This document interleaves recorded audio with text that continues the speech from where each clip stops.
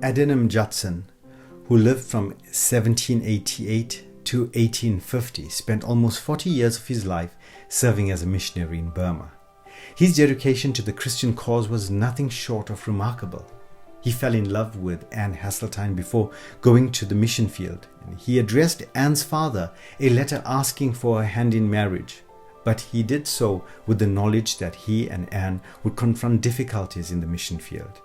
Now, if you are a parent, how would you respond to this letter if it was written about your daughter or son?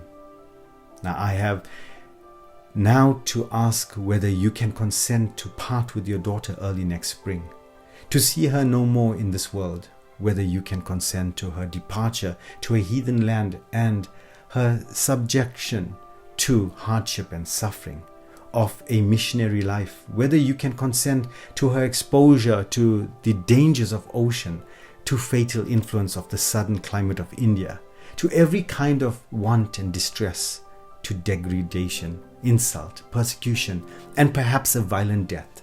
Can you consent to all this for the sake of him who left his heavenly home and died for her and for you, for the sake of perishing immortal souls, for the sake of Zion and the glory of God? Can you consent to all this in hope soon meeting your daughter in a world of glory with a crown of righteousness brightened by the acclamations of praise which shall resound to her Saviour from heathens saved, through her means from eternal woe and despair?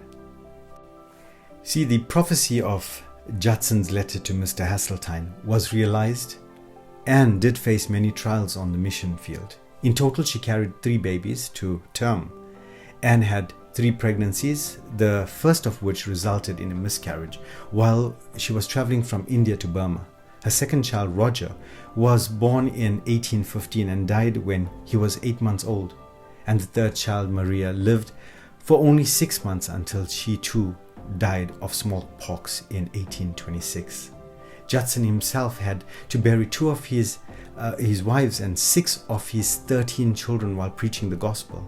Now, as missionaries, Anne and Judson faced a number of other hardships. Anne endured trials and ultimately passed away, and yet she did it for the cause of him who left his heavenly home. Just as Judson prophesied, they forsook comforts and familiarities to take the gospel of an unreachable people. Now may God grant us the strength to do so likewise. And in the end, it was all worth it. When Judson passed away, he left behind 100 churches and more than 8,000 followers, despite having won only 18 souls in 12 years. Now we can now witness the results of his comforts, since there are now 2.5 million evangelical Christians in Burma.